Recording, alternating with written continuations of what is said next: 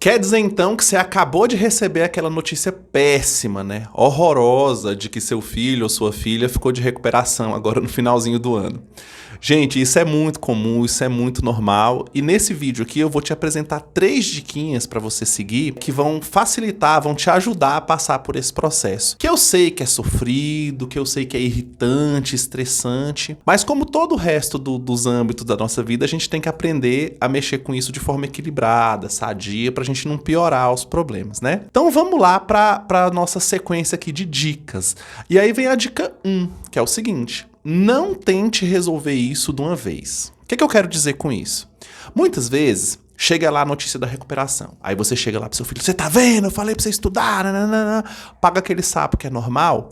Mas aí, na tentativa de solucionar esse problema, que é ser aprovado nessa recuperação, você tenta resolver todos os problemas de uma vez só. Por exemplo, o menino ficou de recuperação em matemática, mas ele te deu um trabalhinho com as outras disciplinas. Aí você pega e quer colocar ele pra resolver o problema de todas as disciplinas de uma vez. Ou ele ficou de recuperação, mas não tá te ajudando, por exemplo, no cuidado com a sua casa, ou tá faltando alguma responsabilidade, aí você embute tudo no mesmo esporro, no mesmo sabão e quer brigar com ele por todos esses motivos juntos. Pessoal, não é uma boa alternativa. Por quê? Porque as crianças e os adolescentes, eles têm muita dificuldade em consolidar as problemáticas, né? Então ele tem uma dificuldade em entender que todos os aspectos da vida estão relacionados. Então, por exemplo, se você tá brigando porque ficou de recuperação e ao mesmo tempo você tá brigando porque não arrumou a cama, na cabeça dele uma coisa não se mistura com a outra. E aí você quer resolver principalmente o problema da recuperação, mas você pode criar nele a confusão de que arrumando a cama tá tudo ok, né? Então daqui a pouco você vai, olha a recuperação, e fala, mas eu arrumei a cama, né? E você vai dar para ele uma contra-argumentação, né? E adolescente é mestre disso. Adolescente não quer resolver problema, adolescente quer fazer você parar de encher o saco dele. Então a gente tem que tomar cuidado com esse tipo de abordagem. Bom, recuperação, pessoal, é momento de apagar incêndio e só. O que é apagar incêndio? Tirar a nota que precisa lá para ser aprovado de ano, tá? Deixa para resolver os outros problemas da vida ou os problemas com as disciplinas que ele não ficou de recuperação depois. Agora o momento é de resolver o problema da recuperação. Então, ficou de recuperação em matemática, você vai brigar por causa de matemática e você vai colocar ele para se organizar e para resolver essa recuperação de matemática e só, tá? Deixa para educar o resto em outro momento para você não criar um turbilhão de emoções, um turbilhão de soluções todas ao mesmo tempo, as coisas vão se atropelar e você vai acabar não resolvendo nada de jeito nenhum. Então, vamos resolver esse problema primeiro, tá? Vamos apagar esse incêndio, é a hora.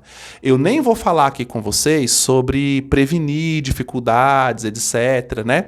Outras questões da rotina escolar. Não. Vamos tirar a nota, né? Recuperação de quarto bimestre, aquela recuperação especial, recuperação final, aí cada lugar chama de um jeito, né? Que acontece no final do ano, que é uma recuperação anual, a gente vai resolver isso e pronto, tá? Não tá na hora da gente fazer outras coisas, beleza? Dica número 2, essa é um pouquinho mais prática, tá? Que é o seguinte: você vai ajudar seu filho a estudar para essa recuperação a partir do quê? Bom, a partir das provas anteriores, tá? Você tem que delimitar o que você vai fazer. Por quê? Muitos alunos ficam de recuperação em várias matérias ao mesmo tempo, né? Então, por exemplo, você olha lá na lista de conteúdos que vai ser cobrado dele, aí tá lá assim, por exemplo, equação do primeiro grau e equação do segundo grau. Bom, existem muitas formas de abordar isso. Esses conteúdos, eles têm 1001 facetas, 1001 desdobramentos, né? E então a gente fica perdido, a gente fica precisando estudar tudo de uma vez só. Não. O que você vai fazer?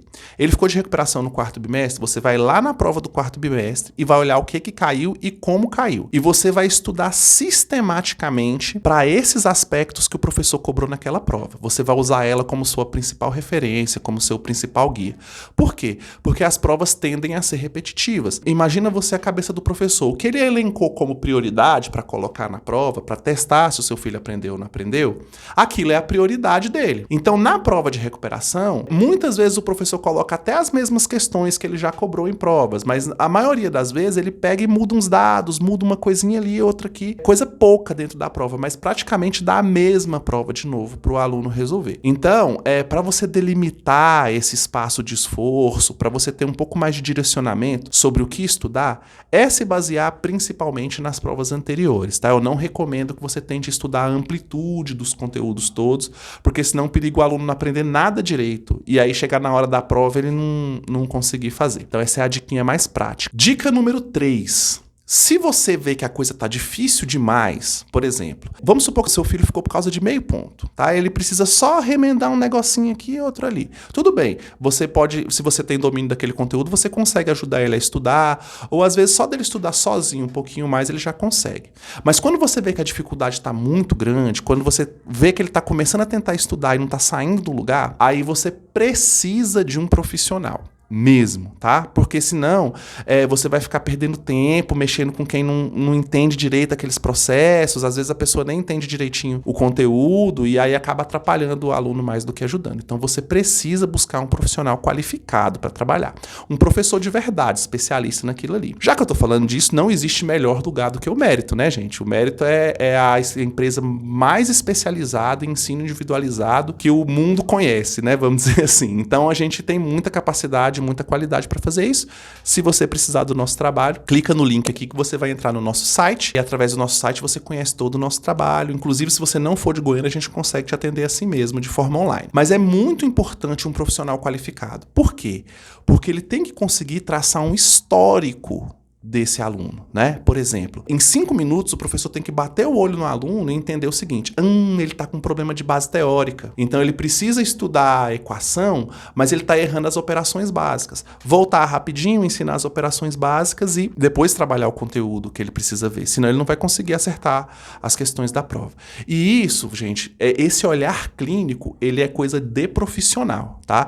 Não é porque o cara é engenheiro, por exemplo, e sabe matemática que ele consegue bater o olho no aluno e entender qual dificuldade que ele está tendo, tá? Não é porque é advogado e sabe português ou sabe história, por exemplo, que ele consegue bater o olho no aluno e entender. Nem mesmo do seu próprio filho, tá? Porque quando você vai trabalhar com seu próprio filho, você mistura o emocional de pai com o emocional de professor e isso turva muito a visão, né? É muito comum chegar aqui no médico a mãe falar assim: Michael, esse meu aluno aqui não sabe de nada, esse menino não sabe de absolutamente nada, ele tá muito mal, não sei o que e tal. Aí quando você vai ver, ele não tá tão mal assim, ele tá faltando uma coisinha ou outra que a emoção de mãe dela turvou a visão, ela não conseguiu ver, né? Ou mesmo a falta de experiência com pedagogia, com ensino, né? Com a atividade de ensino. E o contrário também é verdade. Muitas vezes acontece da mãe, do pai, do tio, do irmão, pensar que ele tá quase lá e na verdade o problema é mais profundo. Isso é diagnosticado com olhar clínico. Então, nesse momento que a gente não tem margem para errar, se o menino não conseguir se dar bem nessa recuperação, ele vai reprovar, então é muito importante ter um olhar clínico.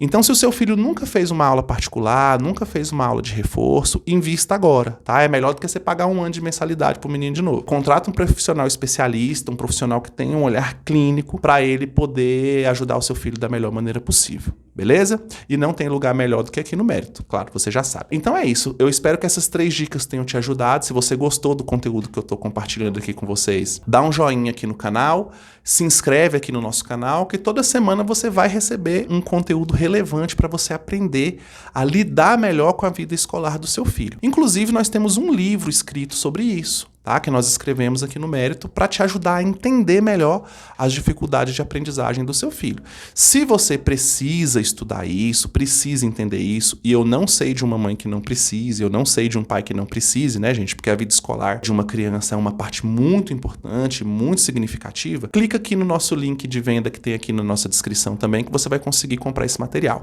Beleza? Tchau, tchau. Eu vejo vocês no meu próximo vídeo.